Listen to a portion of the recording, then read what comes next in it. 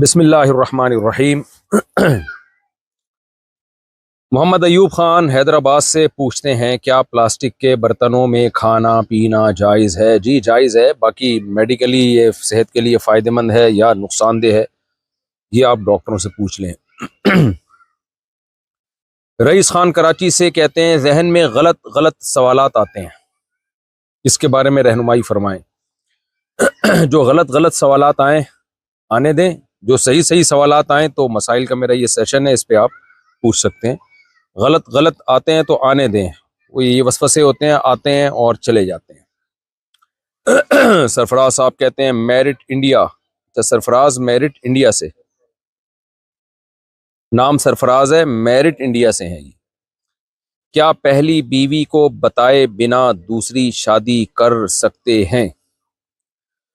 دیکھیں، 4 شادیاں ہوں یا 2 شادیاں ہوں، اللہ تعالیٰ نے ایک شرط بیان کی ہے کہ ان کے برابر کے حقوق پورے کرو۔ تو اگر آپ یہ کام کر سکتے ہیں تو آپ 2 یا 4 شادیاں کر سکتے ہیں، یہ کام نہیں کر سکتے تو نہیں کر سکتے آپ پھر شادیاں۔ بیوی کو بتائے بغیر بھی کر سکتے ہیں، بتا کے بھی کر سکتے ہیں، لیکن اصل بات یہ نہیں ہے کہ بتا کے کر رہے ہیں بغیر بتائے کر رہے ہیں۔ اصل آرڈر یہ ہے کہ آپ اس کے حقوق پورے کر رہے ہیں یا نہیں کر رہے، دونوں کے۔ میرے نانا کے 3 بیٹے ہیں، جب وہ فوت ہوئے تو انہوں نے اپنی جائیداد اپنے بیٹوں کے نام نہیں کری، یعنی جب نانا فوت ہوئے تو بیٹوں کے نام جائیداد نہیں کی۔ اب میرے 3 ماموؤں کی شادی ہو چکی ہے، یعنی نانا کے 3 بیٹوں کی شادی ہو چکی ہے، اور بڑے ماموں کی 1 بیٹی ہے، بڑے ماموں فوت ہو گئے۔ اچھا بھائی، یعنی نانا کے جو 3 بیٹے تھے ان میں 1 بیٹا فوت ہو گیا، اور اب ان کی بیٹی جائیداد میں حصہ مانگ رہی ہے، تو اس کا جائیداد میں حصہ ہوگا یا نہیں ہوگا؟ بالکل 100% ہوگا۔ وجہ اس کی یہ ہے کہ نانا کی جب ڈیتھ ہوئی تھی تو ان کی وراثت میں وہ 3 بیٹوں میں تقسیم ہونی تھی، اب تقسیم نہیں ہوئی تو ان کا حصہ ختم نہیں ہوا اس سے، تو جس بیٹے کی ڈیتھ ہو گئی اس بیٹے کے حصے میں جو وراثت آنی تھی وہ وراثت اس بیٹے کے وارثوں کو چلی جائے گی، یعنی آپ کے ماموں کے وارثوں کو۔ تو آپ کے ماموں کے وارثوں میں آپ کی ممانی اور آپ کے ماموں کے بچے ہیں، تو اس کی تفصیل لکھ کے دیں گے تو میں بتا دوں گا کس کا کتنا حصہ ہے، لیکن بہرحال بیٹی کا حصہ ہے جائیداد میں۔ کیا آدمی اپنے پورے جسم کے بال نکلوا سکتا ہے؟ اگر وہ آدمی ہے تو اس کو ایسے کام کا شوق ہوگا ہی نہیں، اس لیے داڑھی کاٹنا تو بہرحال حرام ہے، ناجائز ہے۔ باقی پوری باڈی کے بال نکلوانے میں کچھ بال ایسے ہیں جو اللہ نے نکالنا ضروری قرار دیا ہے، زیر ناف بال اور بغلوں کے بال یہ کاٹنا فرض ہے، لازم ہے، اور مونچھیں تراشنا بھی لازم ہے۔ باقی بال کیوں نکلوا رہا ہے یہ دیکھا جائے گا۔ اگر اس کی نیت بری ہے، آج کل گے بھی آ گئے ہیں مارکیٹ میں بہت زیادہ، اور ان کو اپنی باڈی کو عورتوں کی طرح بنانے کا شوق ہے تاکہ ہم اٹریکٹیو نظر آئیں، تو اگر یہ نیت ہے تو حرام ہے، ناجائز ہے۔ اور اگر یہ نیت نہیں ہے تو کیا نیت ہے؟ وہ نیت بتائیں کہ کیا وجہ ہے بھئی، کیوں بلا وجہ اپنے باڈی کے بال، آج تک جو کام مردوں نے نہیں کیا وہ اب کیوں کرنے چلے ہیں؟ اس کی کوئی ویلڈ ریزن ہوگی تو اس پہ بات کی جا سکتی ہے، اس کے حلال یا حرام ہونے پر۔ اگر کوئی ویلڈ ریزن نہیں ہے تو پھر کیا ریزن ہے، کیوں کر رہا ہے یہ کام؟ اگر بچوں کے اسکول بیگ پر کارٹون یعنی آنکھیں بنی ہوئی ہوں تو کیا فرشتے نہیں آتے؟ صرف آنکھوں سے کچھ نہیں ہوتا، چہرے کی تصویر بنانا ناجائز اور حرام ہے۔ تو بچوں کے بیگ وہ لینے چاہیے جن پہ جاندار کے چہروں کی تصویریں نہ ہوں، اگر ہیں تو اس کو آپ مسح کر دیں۔ باقی فرشتے نہیں آتے تو حدیث میں آتا ہے کہ ان الملائکۃ لا تدخل بیتا فیہا صورت حیوان او انسان، جہاں بھی جاندار یا انسان کی تصویر ہو، مراد اس سے چہرے کی تصویر ہی ہے، تو وہاں پر فرشتے نہیں آتے، کیونکہ فرشتے گناہوں کی جگہوں پہ نہیں جاتے، برائیوں کی جگہوں پہ ہاں وہ فرشتے آتے ہیں جو عذاب والے فرشتے ہوتے ہیں۔ تو ہمیں نبی صلی اللہ علیہ وسلم کے حکم کو فالو کرنا ہے، قطع نظر اس سے کہ فرشتے آ رہے ہیں کہ نہیں آ رہے اس بحث میں پڑے بغیر۔ کسی نے شاہ اسماعیل شہید رحمۃ اللہ علیہ سے کہا، وہ کتا اٹھا کے ایک بندہ لے کے جا رہا تھا، تو شاہ اسماعیل شہید رحمۃ اللہ علیہ نے اس سے فرمایا کہ یہ تم نے کتا اٹھایا ہوا ہے، یہ تو شریعت میں کتا پالنا جائز نہیں ہے سوائے ضرورت کے۔ ضرورت کے لیے تصویر بھی بنا سکتے ہیں لیکن بلا ضرورت کی بات ہو رہی ہے، تو ضرورت کے لیے کتا پالنا قرآن میں اس کی اجازت ہے، تو بغیر ضرورت کے شوقیہ کتا پالنا اسلام میں جائز نہیں ہے. تو اس نے کتا پالا ہوا تھا. تو شاہ اسماعیل نے کہا کہ تم نے کتا پالا ہوا ہے, تمہیں پتہ نہیں ہے کہ جہاں کتا ہو وہاں فرشتے نہیں آتے. تو اس نے کہا اس لیے تو پالا ہے. وہ کوئی دہریہ تھا, ملحد تھا, طنز کیا اس نے, اس لیے تو پالا ہے کہ موت کا فرشتہ ہی نہیں آئے میری جان نکالنے. شاہ اسماعیل شہید رحمۃ اللہ نے فرمایا کہ جو فرشتہ کتے کی جان نکالنے آئے گا نا, تمہاری جان نکالنے بھی وہی آئے گا پھر.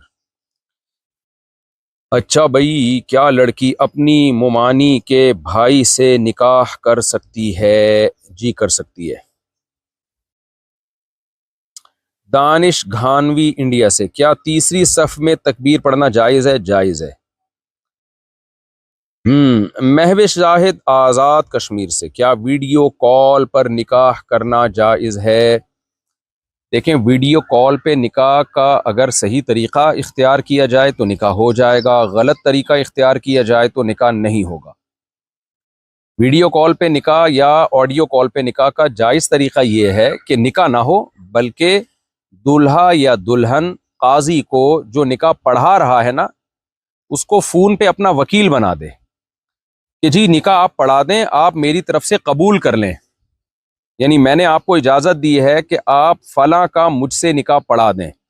تو پھر قاضی صاحب کیا کریں گے, جہاں نکاح ہو رہا ہے وہاں دو گواہوں کا فزیکلی موجود ہونا ضروری ہے, ویڈیو کال پہ موجود ہونے سے بات نہیں بنے گی. تو قاضی صاحب جب دولہا یا دلہن کے وکیل بن جائیں گے تو پھر وہاں وہ جہاں نکاح پڑھائیں وہاں پر دو گواہوں کا موجود ہونا ضروری ہے. تو پھر وہ دولہا یا دلہن کے وکیل بن کے ان کی طرف سے دولہا سے کہیں, اور اگر دلہن کے وکیل ہیں تو دولہا سے کہیں, دولہا کے وکیل ہیں تو دلہن سے کہیں بھئی فلاں ہے, وسیم بھائی کا میں بہت دفعہ تذکرہ کرتا رہتا ہوں, آج اچھا تذکرہ بھی ہو جائے کہ میں نے تمہارا نکاح وسیم سے کرا دیا, کیونکہ وسیم نے اجازت دے دی ہے کہ جی آپ میری طرف سے فلاں میرا نکاح فلاں سے کرا سکتے ہیں. تو قاضی صاحب کہیں بھئی دو گواہوں کی موجودگی میں دلہن سے کہیں کہ میں نے تمہارا نکاح وسیم سے کرا دیا ہے, تو وہاں فزیکلی گواہ اس مجلس میں موجود ہوں, ویڈیو کال پہ گواہوں کا اعتبار نہیں ہے. تو وہ کہیں کہ وہ دلہن کہے جی ہاں میں نے قبول کیا, یا دلہن فون پہ ہو اور دولہا یہاں بیٹھا ہوا ہو, دلہن کہے کہ میں نے آپ کو اجازت دی کہ آپ میرا نکاح وسیم سے کرا دیں. تو قاضی صاحب وسیم جو وہاں بیٹھا ہوا ہے فزیکلی, ویڈیو کال پہ نہیں, وہاں بیٹھا ہوا ہے موجود ہے, اس سے قاضی صاحب کہیں کہ فلانی نے مجھے اجازت دی ہے کہ میں تم سے اس کا نکاح کرا دوں, تو میں تمہارا نکاح اس سے میں نے کرا دیا, دو گواہوں کی موجودگی میں کہیں. اور وسیم صاحب کہتے ہیں ہاں جی میں نے, وسیم صاحب تو آپ کو پتہ ہے ایسے معاملات میں الحمدللہ اللہ نے ان کو بڑا جذبہ دیا, فوراً کہہ دیں کہ ہاں جی میں نے قبول کیا, تو یہ نکاح ہو جائے گا. یا دولہا دلہن دونوں ہی موجود نہیں ہیں, دونوں نے ہی قاضی کو وکیل بنا دیا, دونوں ویڈیو کال پہ الگ الگ ملکوں میں, تو پھر قاضی کیا کرے گا, دونوں کی طرف سے اجازت لے گا, بھائی مجھے اجازت دو کہ میں تمہارا نکاح فلاں سے کرا دوں, اور وہ اس سے اجازت لے کہ میں تمہارا نکاح فلاں سے کرا دوں, اور پھر دو گواہوں سے کے سامنے کہے جو فزیکلی قاضی کے پاس موجود ہوں, جو نکاح پڑھانے والا ہے نکاح خوان اس کے سامنے فزیکلی موجود ہوں, ویڈیو کال پہ نہیں, ان سے کہے کہ فلانی بنتے ڈمکانی کا نکاح میں نے فلانے بنتے ڈمکانے سے کیا, یہ دونوں گواہ ہیں اس پر. اس طرح سے نکاح ہو جائے گا. اتنی ٹینشن میں پڑھنے کے بجائے کسی عالم مفتی یا جو بھی نکاح کے مسائل جانتے ہیں ان کو بول دیا کریں, وہ ویڈیو کال پہ نکاح پڑھا دیں گے, یہ طریقہ اختیار کر کے. اور ایک غلط طریقہ ہے جس سے نکاح نہیں ہوتا ویڈیو کال پہ, وہ جو آج کل بعض جگہوں پر ہے کہ سب کچھ ویڈیو میں ہی ہو رہا ہوتا ہے, فزیکلی وہاں گواہ موجود نہیں ہوتے, ویڈیو کال پہ گواہ موجود ہوتے ہیں, تو اس سے نکاح نہیں ہوگا. اچھا بھائی, اگر وطر میں دعائے قنوت پڑھنا بھول جائے اور وطر کے بعد یاد آئے تو کیا وطر دہرانے ہوں گے؟ یقینی طور پر اگر یاد آیا نا کہ واقعی میں نے نہیں پڑھی دعائے قنوت, شک و وہم نہ ہو, یقینی طور پہ یاد آئے تو پھر وطر دہرانے پڑیں گے. ارشد وارثی رکیلا انڈیا سے, جب کچھ بڑا سامان خریدتے وقت فائنانس کرواتے ہیں کیا وہ جائز ہے؟ اور جو نقصان کے طور پر قسطیں کاٹتے وقت جو باؤنس چارجز دینا پڑتا ہے جو وقت پر جمع نہیں کر پاتے, اس کے بارے میں اسلام کیا کہتا ہے؟ دیکھیں, یہ جو فائنانس کرواتے ہیں نا کچھ بڑا سامان خریدتے ہوئے, اس کی جائز صورتیں بھی ہیں اور حرام اور ناجائز صورتیں بھی ہیں. تو اسلامک بینک کے ذریعے کریں تو ٹھیک ہے, اگر سودی بینکوں کے ذریعے کریں تو ناجائز اور حرام ہے. اور اسلامک بینک جو لیٹ پیمنٹ کاٹتا ہے نا، یعنی جو چارجز کاٹتا ہے، پینلٹی لگاتا ہے، وہ چیریٹی کرتا ہے، وہ اسلامک بینک کے پروفٹ کا حصہ نہیں ہوتا، اور سودی بینک کے وہ پروفٹ کا حصہ ہوتا ہے، تو یہ فرق ہے۔ تو آپ نے بڑا ہی مبہم سا سوال کیا ہے۔ بہرحال اگر فائنینس کا یہ طریقہ ہے کہ آپ نے کسی کے پاس پیسے نہیں ہیں، اس کو گاڑی خریدنی ہے، تو آپ نے اس کو پیسے دیے کہ گاڑی خرید لو، اور پھر اتنی پیمنٹ مجھے دے دینا اضافے کے ساتھ، تو وہ تو سود ہے۔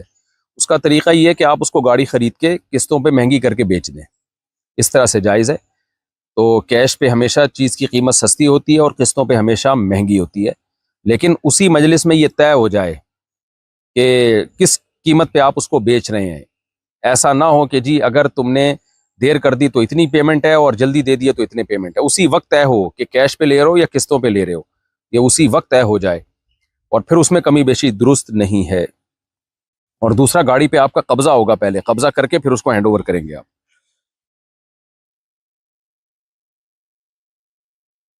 ارشد بھوپال انڈیا سے، جب کسی کا نقصان ہوتا ہے تو وہ یہ کہتا ہے کہ جان کا صدقہ مال، یہ بولنا کیسا ہے؟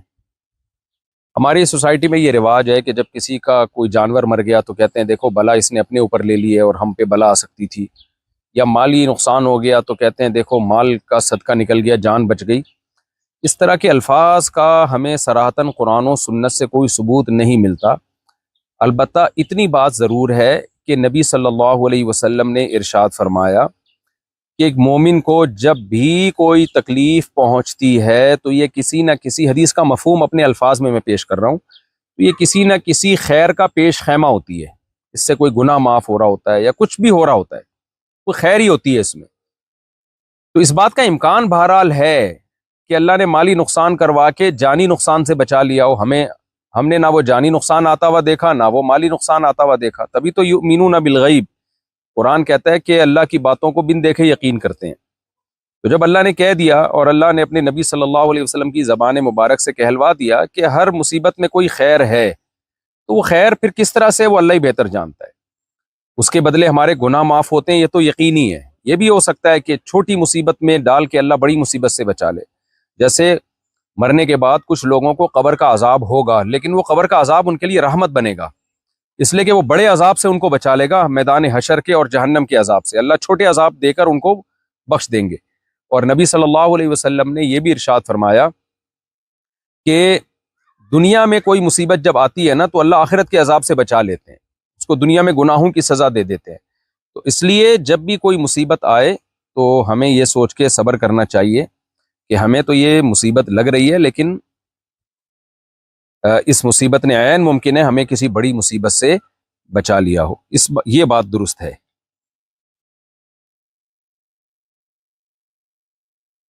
اگر شوہر بیوی کو یہ کہے کہ اب تو نکاح ہو گیا، اب میں تمہیں طلاق دے دوں، اور بعد میں شوہر اس کو سمجھائے کہ اگر میں کہہ دیتا تو ہو جاتی، کیا اسے کہنے سے طلاق ہو جائے گی یا نہیں؟ نہیں ہوگی جی، لیکن ایسا شوہر پاگل ہے، کوئی اور مذاق کر لے بیوی کے ساتھ کہ اب تو شادی ہو گئی، اب میں تمہیں طلاق دے دوں، تو ڈاکٹر سے علاج کروائے اپنا۔ یہ طلاق کے الفاظ کو کھیل تماشے کی چیز نہیں بنانا چاہیے۔ اللہ نے جہاں بھی طلاق کے حکام بیان کیے ہیں وہاں یہ بھی فرمایا ہے کہ اللہ کی آیات کا مذاق مت بناؤ، تو اس لیے شوہر کو چاہیے کوئی اور مذاق کرے۔ یہ گھر میں طلاقوں کے تبصرے کرنا اور مذاق اور کھیل کی چیز بنانا یہ خاندانی لوگوں کی علامت نہیں ہوتی۔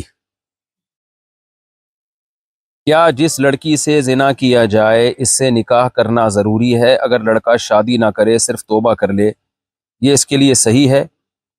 بہت بڑا جرم ہے زنا کرنا، اس کو لوگوں نے بہت لائٹ لے لیا ہے، بہت ہلکا لے لیا ہے۔ اگر زنا ہلکا جرم ہوتا اللہ کی نظر میں تو قرآن یہ نہ کہتا کہ زنا کرنے والے مرد اور عورت کو چوک پہ کھڑا کر کے 100 کوڑے مارو پبلک کے سامنے۔ یہ حکومت کو حکم ہے، آپ خود نہ کر دیں۔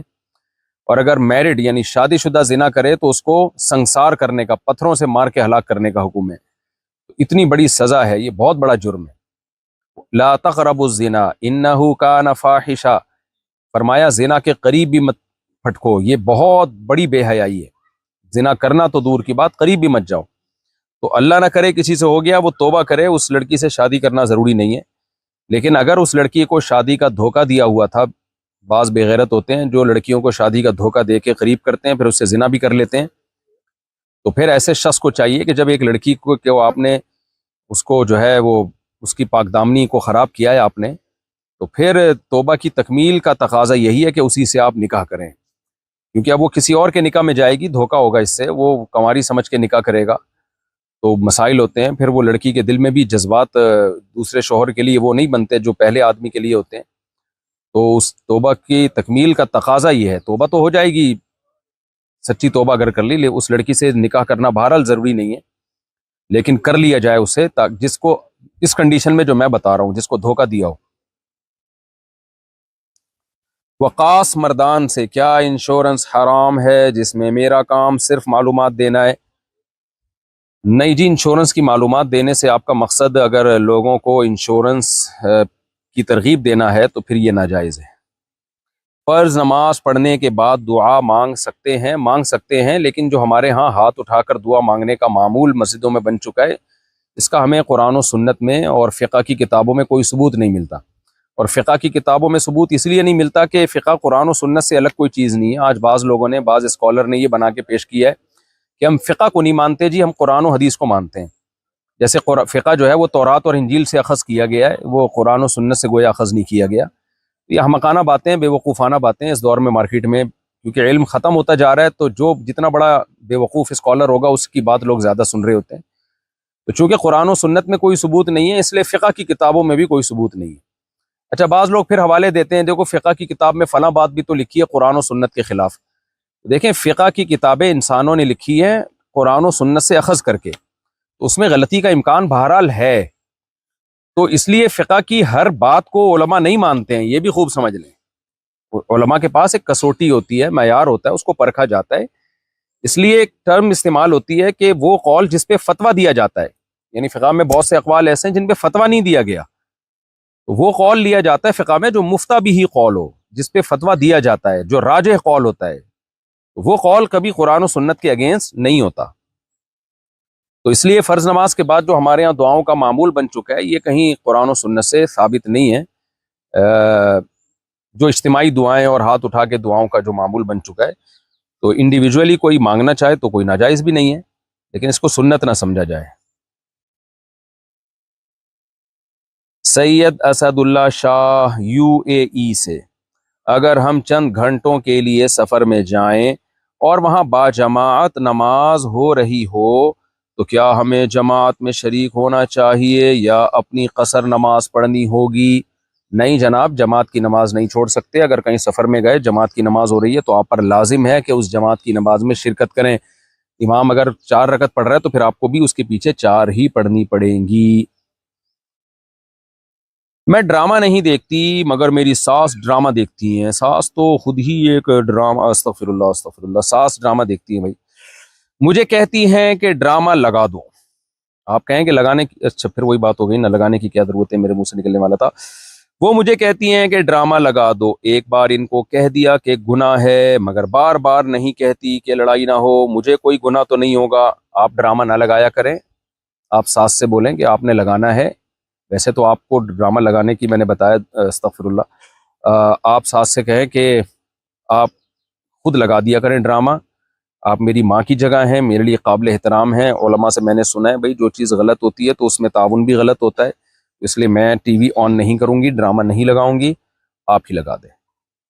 اور اگر خدا نخواستہ ساس کا اتنا دباؤ ہو کہ بعض دفعہ بہت ہی بڑا ساسیں تماشا بنا لیتی ہیں کہ بہو نے فتویٰ کیوں دے دیا مجھے، یہ تو ہمیں بتائے گی حلال و حرام، تو ہمیں سمجھائے گی. بہت زیادہ کوئی مسئلے کا اندیشہ ہو، بہت زیادہ مار پیٹ کا یا کوئی جھگڑوں کا اندیشہ ہو تو پھر خود فیصلہ کریں کیا کرنا چاہیے. میں نے تو مسئلہ بتا دیا کہ جب گناہ ناجائز ہے تو گناہ میں تعاون بھی ناجائز ہے. اللہ ساس صاحبہ کو ڈراموں سے بچائے. معین خان مہاراشٹر انڈیا سے، فاتحہ کا پڑھا ہوا کھانا کیسا ہے؟ کھانا تو کوئی بھی کھانا جب تک حرام ہونے کی دلیل نہ ہو جائز ہے. سوال یہ نہیں ہے کہ فاتحہ کا پڑھا ہوا کھانا کیسا ہے، سوال یہ ہے کہ کھانے پہ فاتحہ پڑھنا کیسا ہے. تو کھانے پہ فاتحہ پڑھنے کو لوگ فضیلت والا عمل سمجھتے ہیں، نیکی کا عمل سمجھتے ہیں، جبکہ اس کا نیکی ہونا قرآن و سنت سے ثابت نہیں ہے. اس لیے اس سے یعنی یہ کام نہیں کرنا چاہیے. باقی کسی نے پڑھ لیا تو کھانے کو ضائع کرنے سے بہتر ہے بہرحال اس کو کھا لیا جائے. اگر اس کو کسی اور کس نیت سے کھا رہے ہیں یہ مجھے نہیں پتا, آپ نے پوچھا نہیں ہے. نارملی بہرحال اس کا کھانا جائز ہے, لیکن لوگوں کو منع کیا جائے اس عمل سے. وہ کیوں پڑھ رہے ہو کھانے پہ فاتحہ؟ فاتحہ نماز میں پڑھنے کی چیز ہے یا بطور رقیہ کے پڑھنے کی چیز ہے. کوئی بیمار ہو جائے تو اس پہ سورہ فاتحہ پڑھ کے دم کر دیں, کھانے پہ تو کوئی تک ہی نہیں بنتا. اگر کسی کا سگریٹ کا کاروبار ہو تو وہ کیسا ہے؟ سگریٹ حلال ہے یا حرام یہ اختلافی مسئلہ ہے.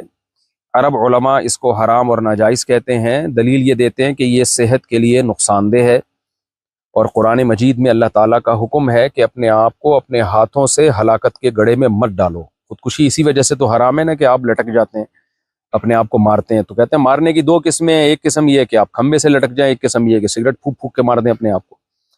جو ہمارے ہاں بر صغیر کے علماء ہیں, انڈیا پاکستان کے علماء, بنگلہ دیش کے علماء, برما کے علماء, ان کا موقف یہ ہے کہ حرام نہیں ہے, مکروہ ہے, ناپسندیدہ ہے, بری چیز ہے اور قابل تعریف نہیں ہے. ان کی دلیل یہ ہے کہ بھئی آپ اس کو بالکل اس خودکشی جیسے پہ قیاس نہیں کر سکتے, اس لیے کہ خودکشی میں موت تو 100% یقینی ہے اور نقصان بھی 100% یقینی ہے. سگریٹ میں اتنا زیادہ یقینی نقصان نہیں ہے اور فوری بھی نہیں ہے, اور وہ اس نقصان تک آنے میں بھی ٹائم لگتا ہے. ایسا نہیں ہوتا پی اور مر گئے. تو جو جس درجے کی ہو اس کو اسی درجے پہ ناجائز قرار دینا چاہیے نا. ایک موت کا طریقہ یہ ہے کہ زہر پی لیا, ظاہر ہے یہ 100% حرام ہے. ایک یہ کہ سگریٹ پی رہے ہیں, تو اس کو بھی اگر بالکل حرام کا لفظ اس کے لیے استعمال کریں گے تو سگریٹ میں اور زہر میں کوئی فرق رہے گا ہی نہیں. حالانکہ دونوں میں بڑا فرق ہے, سگریٹ پینا اور زہر پینے میں بڑا فرق ہے, دونوں کے گناہ ہونے میں بڑا فرق ہے. تو اس لیے تھوڑا ہلکا لفظ استعمال کیا بر صغیر کے علماء نے کہ حرام نہ کہا جائے, اس کو مکروہ کہا جائے, ناپسندیدہ کہا جائے. لہذا اس کا کاروبار جائز ہونے کے باوجود ناپسندیدہ ہے, کوئی قابل تعریف کام نہیں ہے. آپ لوگوں کو کیا پلا رہے ہو؟ ہاں کوئی ایسا پیشنٹ ہو جس کو یقین ہو کہ میں نے سگریٹ نہیں چھوڑی تو اب میری موت یقینی ہے. ڈاکٹر بعض لوگوں کو کہہ دیتے ہیں کہ بیٹا اب آپ کا انا للہ و انا الیہ راجعون ہونے والا ہے, اور یہ پھونک رہے ہو نا جو آپ, تو یہ دھواں ہی بننے والے ہو تھوڑے دنوں میں آپ. تو ایسے شخص کے لیے پھر حرام اور ناجائز ہوگا. نارملی مکروہ ہے, ناپسندیدہ ہے, بچوں کو اس سے روکنا چاہیے, شریعت کے مزاج کے بالکل خلاف ہے. تو اس کا کاروبار بھی مکروہ ناپسندیدہ ہے, حرام نہیں ہے. ہماری یہی رائے ہے. ٹریجر NFT کے بارے میں تفصیل سے بتائیں. اس کے بارے میں مجھے ابھی ذہن میں نہیں ہے, ویسے بتا چکا ہوں میں, دوبارہ اس کی تحقیق کروں گا. مجھے اس وقت تحقیق ذہن میں ہے نہیں کہ یہ کیا ہے. وضو پورا ہونے سے پہلے ہی بار بار ٹوٹ جاتا ہے, کیا کریں؟ جو اتنا بیچارہ معذور ہو گیا ہو کہ وضو کے دوران ہی وضو ٹوٹتا رہتا ہو اس کا, اور تو اس پر میں ایک تفصیل سے کلپ ریکارڈ کروا چکا ہوں, آپ وہ دیکھ لیں کہ جس کو پیشاب کے بار بار قطرے آتے ہوں وہ وضو کیسے کریں. یہ آپ لکھیں گے نا, نیٹ پہ سرچ کریں گے میرا نام لکھ کے, تو ایک کلپ آ جائے گا. تو وہ پھر معذور ہے ایسا شخص, اور اس کے وضو کا کیا حکم ہے وہاں آپ ڈیٹیل سے دیکھ لیں. میری دادی کمزور ہیں, زمین پر نماز پڑھنے سے تکلیف ہوتی ہے, کیا وہ چارپائی پر نماز پڑھ سکتی ہیں؟ دیکھیں اگر دادی کھڑے ہو کر نماز پڑھ سکتی ہیں تو پھر کھڑے ہو کر نماز پڑھنا فرض ہے. تو اور اگر وہ کھڑے ہو کر نماز نہیں پڑھ سکتی تو بیٹھ کے نماز پڑھیں, تو پھر بیٹھ کے زمین پہ بھی پڑھ سکتی ہیں اور چارپائی پہ بھی پڑھ سکتی ہیں, کوئی حرج نہیں ہے. ایسا آدمی جو ہڈیوں اور اعصابی بیماری کی وجہ سے کمزور اور معذور ہو, اور وہ اچھا یہ جو دادی کے بارے میں پوچھا ہے نا, اگر وہ کھڑے ہو کے نماز تو پڑھ سکتی ہیں لیکن رکوع اور سجدہ پراپر وے میں نہیں کر سکتی, یعنی باقاعدہ جیسے صحت مند آدمی رکوع اور سجدہ زمین پہ کر سکتا ہے اس طرح نہیں کر سکتی, تو بھی ان سے قیام معاف ہے, تو بھی وہ پھر چارپائی پہ بیٹھ کے نماز پڑھ سکتی ہے. ایسا آدمی جو ہڈیوں اور اعصابی کمزوری کی وجہ سے معذور ہو اور وہ نماز کا پکا پابند ہو, تہجد بھی پڑھتا ہو, اسے رات کو احتلام ہو جائے تو فجر کیسے پڑھے؟ صبح کے وقت اس کے جسم میں اکڑاؤ اور کھچاؤ ہوتا ہے, وضو کرنا بھی مشکل ہو تو صبح صبح غسل کیسے کرے, جبکہ گرمیوں میں جسم پر پانی ڈالنے سے کانپ اٹھے؟ کیا ایسا کر سکتا ہے کہ نماز چھوڑ دے؟ 9-10 بجے غسل کر کے قضا پڑھ لے, یا ایسا طریقہ بتائیں کہ نماز بھی نہ چھوٹے اور غسل بھی ہو جائے؟ بھائی اگر واقعی بیچارہ کوئی بیمار ہے, معذور ہے, گرم پانی سے بھی غسل کرنے سے اس کی صحت کو نقصان پہنچ رہا ہے, تو پھر وہ معذور ہے، تیمم کر کے نماز پڑھ لے، نماز چھوڑنا جائز نہیں ہے بھائی صاحب۔ میں اسکول میں ظہر کی نماز پڑھتا ہوں تو میری کلاس نکل جاتی ہے، کیا میں 4 رکعت سنت چھوڑ سکتا ہوں؟ ظہر کی 4 رکعت سنت مؤکدہ ہیں، ڈیلی بیسس پہ ان کو چھوڑنا ٹھیک عمل نہیں ہے۔ تو کلاس اگر نکلتی ہے تو آپ مختصر پڑھ لیں وہ سنتیں، اور پھر بھی اگر آپ کا پڑھائی کا بہت نقصان ہو رہا ہے تو پھر بعد میں پڑھ لیں، یعنی ظہر کی فرض نماز پڑھ لیں اور یہ 4 سنتیں کلاس کے بعد پڑھ لیں آپ، وقت کے اندر اندر ٹائم تو رہتا ہے۔ عاصم مہاراشٹر انڈیا سے، میرا ولیمہ ہے اور میرے دوست چاہتے ہیں کہ وہ میری شادی میں، یہ کیا بجائیں بھائی؟ معرفہ بجائیں؟ معرفہ کیا ہوتا ہے؟ ہمارے ہاں یہ ایک ہاتھ سے بجایا جاتا ہے اور اس میں تلوار کو گھمایا جاتا ہے، کیا ولیمے میں ایسا کرنا جائز ہے؟ پتہ نہیں بھائی، کیا بجا لو، مجھے نہیں پتا آپ کیا بجا رہے ہیں۔ دف بجانے کی حدیث میں اجازت ہے نکاح شادی بیاہ کے موقع پہ، تو اب یہ کیا ہے واللہ عالم، معرفہ کیا ہوتا ہے مینوں نہیں پتا،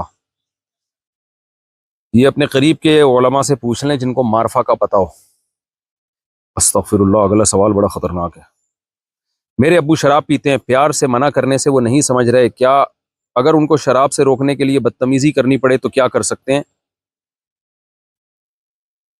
شرابی آدمی اتنا نیک نہیں ہوتا کہ بدتمیزی کرنے سے وہ شراب چھوڑ دے، اور وہ آپ کے والد بھی ہوں، تو آپ ان کو محبت سے ہی سمجھائیں، اور کوئی آپشن نہیں ہے، دعا کریں ان کے لیے، تبلیغ میں ان کو بٹھائیں، اللہ تعالیٰ ہدایت دے۔ باپ شراب پیتا ہو، اولاد پہ کیا قیامت گزرتی ہے، اور پھر اولاد کی کیا تربیت ہوگی، ان کے دل میں باپ کا کیا احترام ہوگا۔ باپ کو کم از کم یہی سوچ لینا چاہیے، باپ تو اپنی اولاد کا محافظ ہوتا ہے، اس کو برائیوں سے روکتا ہے، وہ خود اگر برائیوں میں پڑ جائے تو آگے نسلیں برباد ہو جاتی ہیں۔ میں دعا کرتا ہوں اللہ آپ کے والد کو ہدایت دے، اور اس خبیث چیز سے، اس پلید اور گندی اور ناپاک چیز سے اللہ تعالیٰ بچنے کی توفیق عطا فرمائے۔ یہ اتنی گندی چیز ہے کہ کپڑوں پہ لگ جائے تو نماز نہیں ہوتی، اللہ بچائے۔ تو میری بیٹی کے لیے اچھا رشتہ آیا ہوا ہے،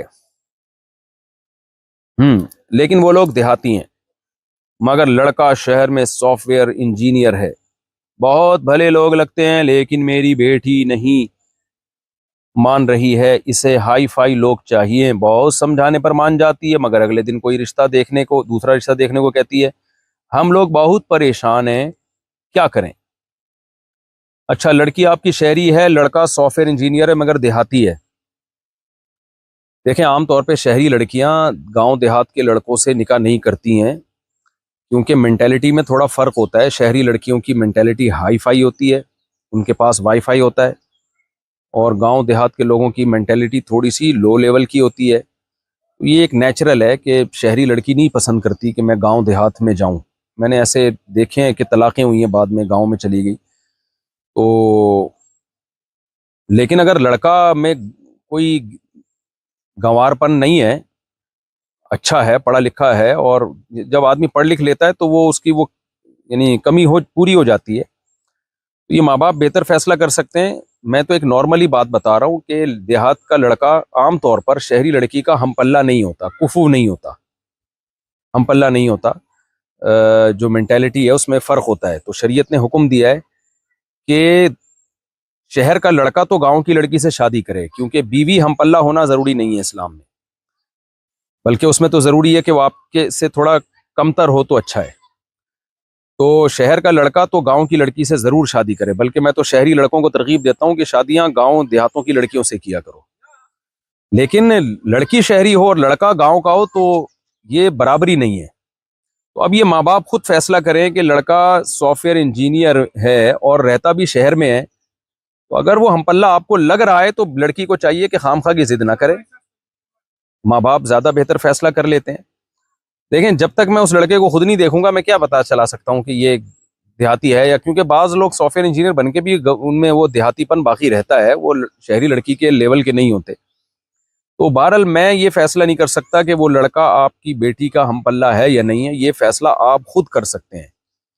تو بیٹی کو تو میں یہی مشورہ دوں گا کہ ماں باپ جو فیصلہ کر رہے ہیں وہ بیٹی کے حق میں بہتر ہی ہوتا ہے عام طور پر، تو اس لیے وہ ماں باپ کی بات مانیں، اور ماں باپ کو میں یہ مشورہ دوں گا کہ وہ اچھی طرح سے دیکھ لیں، پرکھ لیں اس لڑکے کو کہ اس میں شہریوں کی عادات ہیں یا نہیں ہے، تہذیب یافتہ ہے یا نہیں ہے، اور اخلاق و عادات میں کیسا ہے. اگر وہ بالکل شہریوں جیسا لگ رہا ہے تو سبحان اللہ. باقی شہریوں میں بھی تو کچھ خرابیاں ہوتی ہیں جو گاؤں دیہاتوں میں نہیں ہوتی. گاؤں دیہاتوں کے لوگ مخلص ہوتے ہیں، شہری لوگوں میں، اور آج کل تو شہری لوگوں میں بے حیائی بہت ہے. آنکھ مٹکے، لڑکیوں سے دوستیاں اور یہ سب چیزیں بھی تو ہیں. تو ایسا نہ ہو کہ آپ کی بیٹی شہری لڑکے کو پسند کرتی ہو ماڈرن کو، اور وہ بعد میں پتہ چلا کہ اس کی تو 10 گرل فرینڈ نکلی ہیں. یہ تو بڑے مصیبت میں پھنس جائیں گے. تو آپ خود فیصلہ کریں. میں لوگوں کو مشورے نہیں دیتا کہ کہاں شادی کریں کہاں نہیں کریں، بس شرعی حکم بتا دیتا ہوں. زارا صاحبہ انڈیا سے: میرے سگے ماموں کی عمر 23 سال ہے اور میری 19 سال ہے. میں ان سے زیادہ کلوز ہوں. کبھی کبھی وہ اپنا سر میری گود میں رکھ کر سر کی مالش کراتے ہیں اور گلے بھی مل لیتے ہیں. میرا رشتہ بھی ہو گیا ہے، مجھے کیا کرنا چاہیے؟ غلط بات ہے. اگر ماموں اور بھانجی کی ایج اتنی قریب ہے تو پھر یہ بے تکلفی جائز نہیں ہے. فتنوں کا دور ہے. میں آپ کے ماموں پر کوئی خدا نہ خواستہ بدگمانی نہیں کر رہا، لیکن شریعت نے بدگمانی کے مواقع سے بھی ہمیں منع کیا ہے. میں تو یہاں تک کہتا ہوں کسی کا بچہ آپ کے لیے اس زمانے میں 7 یا 10 سال کا بچہ گود میں بٹھانا بھی جائز نہیں ہے. اس زمانے میں فتنوں کا دور ہے. 100 میں ایک آدمی خراب ہوتا ہے تو اس ایک کی وجہ سے پابندیاں 99 پہ 99 پہ لگانی پڑتی ہے. آج بہت دفعہ دیکھا ہے ٹین ایجر لڑکے ہوتے ہیں تو بڑے عمر کے لوگ ان کو گالوں پہ چوم رہے ہوتے ہیں، ہونٹوں پہ کس کر رہے ہوتے ہیں. بھائی تم کیا کر رہے ہو؟ جب منع کیا جائے تو کہتے ہیں کہ یہ حرام ہے، شریعت میں حرام ہے. بڑی گاڑی ہاں نکال کے بولتے ہیں. بھائی شریعت میں ہر وہ چیز حرام ہے جو گناہ کی طرف لے کے جائے یا بدگمانی کا موقع دے. تو ہم نہیں کہہ رہے کہ آپ برے ہیں، لیکن برے لوگ بھی تو یہی کچھ کر رہے ہوتے ہیں نا. تو کیا ضرورت کیا ہے اس کی آپ کو؟ تو ٹین ایجر لڑکا ہو یا 7 سال یا 10 سال کے لڑکے ہوتے ہیں، ان سے بھی آپ احتیاط ضروری ہے. سر پہ ہاتھ رکھیں، بس اتنا پیار کافی ہے، اور مسافہ کر لیا بس. اس سے زیادہ کلوز ہونے کی ضرورت نہیں ہے. تو اسی طرح بھانجی جوان اگر ہے تو ماموں کو چاہیے بھانجی کے سر پہ ہاتھ رکھے بس. جوان بیٹی کے ساتھ بھی یہی ہے کہ سر پہ ہاتھ رکھیں، مسافہ کر لیں، بس اتنا کافی ہے. تو اتنا زیادہ ماموں بھانجی کا فری ہونا کہ گودوں میں سر رکھے جا رہے ہیں، یہ بہت ہی بری حرکت ہے. آپ کے لیے جائز نہیں ہے کہ اتنا کلوز ہوں اپنے ماموں سے. اگرچہ محرم ہیں، باپ کی جگہ ہوتے ہیں، سب کچھ اپنی جگہ، لیکن اتنا کلوز ہونا جائز نہیں ہے. عثمان لیاقت رحیم یار خان سے: کمپنی سے ایڈوانس بیلنس لیا جائے تو اس پر ٹیکس بھی دینا پڑتا ہے، یعنی 25 روپے ایڈوانس لیں تو پھر کمپنی والے 35 روپے کاٹتے ہیں. کیا یہ سود ہے؟ نہیں جی، یہ سود نہیں ہے. اور وہ ایڈوانس میں پیسے تھوڑی دے رہے ہوتے ہیں، وہ ایڈوانس میں یونٹ دے رہے ہوتے ہیں کال کے آپ کو. تو وہ یونٹ ظاہر ہے مہنگے ہوتے ہیں. جب آپ یعنی جب بھی کوئی چیز ادھار پہ لیتے ہیں تو وہ مہنگی ہوتی ہے. یہ کوئی سود نہیں ہے. یہ اگر والد کسی بھی صورت بچوں کی شادی نہ کروا رہا ہو تو کیا کرنا چاہیے؟ والد سے پوچھے بغیر شادی کر لینی چاہیے اپنے خرچے پہ. یہ ذہن میں رکھیں، باپ کو حق نہیں ہے بالغ اولاد کو شادی سے روکنے کا. اگر وہ بالغ اولاد اپنے خرچے پہ شادی کر رہی ہے، اپنے گھر کا اس نے ارینج کیا ہوا ہے، ہاں باپ کو اس کا حق ہے کہ وہ یہ کہہ دے کہ بھائی میں خرچہ نہیں کروں گا یا بہو میرے گھر میں نہیں آئے گی. یہ باپ کو حق ہے. اگرچہ نامناسب حرکت ہے، لیکن بہرحال قانون شریعت کا یہی ہے کہ ہر شخص شادی اپنے خرچے پہ کرے گا. لوگ کہتے ہیں پھر بیٹی کی شادی پر باپ پر خرچہ واجب ہے. تو بھائی بیٹی کی شادی پہ اسلام میں کوئی خرچہ ہی نہیں ہے تو واجب کہاں سے ہوگا؟ کچھ ہے ہی نہیں اسلام میں خرچہ بیٹی کی شادی پہ. بیٹی کی شادی پہ تمام تر خرچے اس کے ہونے والے شوہر کے ذمہ اللہ نے رکھے ہیں. بیٹی کے باپ پر کوئی خرچہ رکھا ہی نہیں ہے. وسیمہ صاحبہ انڈیا سے: کیا جنت میں فیملی والے ایک دوسرے کو پہچانیں گے؟ بالکل پہچانیں گے. اگر وہ جنت میں گئے تو قرآن سے یہ بات ثابت ہے، صحیح احادیث سے یہ بات ثابت ہے. مجھے بازار سے ایک چیز ملی ہے، اس کی قیمت 450 روپے ہے، کیا یہ پیسے صدقہ کرنا ضروری ہے؟ اگر وہ چیز آپ کو ملی اور آپ نے پوری کوشش کر لی کہ اس کے مالک تک جو ہے آپ وہ چیز پہنچائیں، پھر بھی مالک نہیں مل رہا، تو اگر آپ غریب ہیں تو رکھ لیں، اگر مالدار ہیں تو اس کی قیمت پھر آپ صدقہ کر کے رکھ لیں وہ چیز. اگر شوہر شرکی عقائد رکھتا ہو تو کیا اس صورت میں نکاح برقرار رہے گا یا فقہی اصولوں کے مطابق ختم ہو جائے گا؟ اور اگر یہ ثابت ہو جائے کہ وہ واقعی شرک کرتا ہے تو اس کا کیا حکم ہے؟ اگر 100% بغیر کسی تعویل کے شرک کرتا ہے، بعض دفعہ شرک کر رہے ہوتے ہیں لیکن جب بات پوچھو تو گھما دیتے ہیں، بات کو گول مول کرتے ہیں، تو کسی کو کافر قرار دینا شریعت میں ہلکا مسئلہ نہیں ہے. اس کے لیے ٹھوس ثبوت چاہیے. تو اگر آپ کے ہسبینڈ واقعی شرک کرتے ہیں، بغیر کسی تعویل کے یہ کہتے ہیں کہ نبی صلی اللہ علیہ وسلم ہر جگہ موجود ہیں، بغیر کسی تعویل کے کہتے ہیں کہ آپ صلی اللہ علیہ وسلم کو ما کانا وما یکونو کا علم حاصل ہے، کوئی چیز آپ کی نگاہوں سے مخفی نہیں ہے، یعنی عالم الغیب ہیں آپ، اور ہر غیب کا علم اللہ نے آپ کو دیا ہوا ہے، تو یا مشکل کشاں ہیں، یعنی سب کچھ اختیارات اللہ نے نبی صلی اللہ علیہ وسلم کو بھی دے دیے ہیں، جب چاہیں جو چاہیں آپ صلی اللہ علیہ وسلم کسی کی بگڑی بنا سکتے ہیں، کسی کی بگڑی یعنی بنا بھی سکتے ہیں اور کسی کو نقصان بھی پہنچا سکتے ہیں. تو یہ 100% نبی کو اختیارات دیے ہوئے، اور کوئی تعویل بھی نہ کرتا ہو اس کی بالکل واضح لفظوں میں، تو پھر ایسا شخص مشرک ہے. تو پھر کسی توحید پرست عورت کا اس سے نکاح ٹوٹ جائے گا، اور ایسی عورت کو چاہیے کہ وہ کورٹ میں کیس کرے اور 2 گواہوں سے یہ ثابت کر دے کہ میرے شوہر کے یہ شرکی عقائد ہیں، اور کورٹ پھر اس کو خلا کی ڈگری پکڑا دے گی، تو وہ ہوگا تو خلا، یعنی لفظ تو خلا کا ہوگا، لیکن اس کو تنسیخ نکاح کنسیڈر کیا جائے گا اور ایسی عورت کا نکاح ختم ہو جائے گا. تو ایسی عورت کے لیے، پھر مسلمان عورت کے لیے، توحید پرست عورت کے لیے ایسے شوہر کے ساتھ رہنا جائز نہیں ہے، اس کو ہم بستری پر قدرت دینا جائز نہیں ہے. اس پر لازم ہے کہ وہ اس کے عقیدے کو کورٹ میں 2 گواہوں سے ثابت کرے کہ یہ اس عقیدے کا حامل ہے، اور فتویٰ لے لے کہیں سے، کسی بڑے ادارے سے، دارالعلوم کرنگی ہے یا جامعۃ الرشید ہے یا کوئی بھی بڑا ادارہ ہو، اس سے فتویٰ لے لے کہ بھائی مسلم عورت کا مشرک سے نکاح نہیں ہوتا، اور اگر کوئی شرک کر لے تو نکاح ٹوٹ جاتا ہے. لیکن صرف اس بیس پہ کہیں اور عورت کے لیے شادی جائز نہیں کہ شوہر کا جو ہے وہ توحید پرست نہیں ہے، مشرک ہے، بلکہ کورٹ سے اس کو اپنا نکاح فسخ کروانا پڑے گا. تو فسخ کروا کے کہیں بھی نکاح کر سکتی ہے. اس شوہر کے ساتھ رہنا بہرحال جائز نہیں ہے، جب تک الا یہ کہ یہ توبہ کر لے تو پھر تجدید نکاح ہوگی. اگر یہ اس شرک سے توبہ کر لے تو پھر نکاح دوبارہ ہوگا.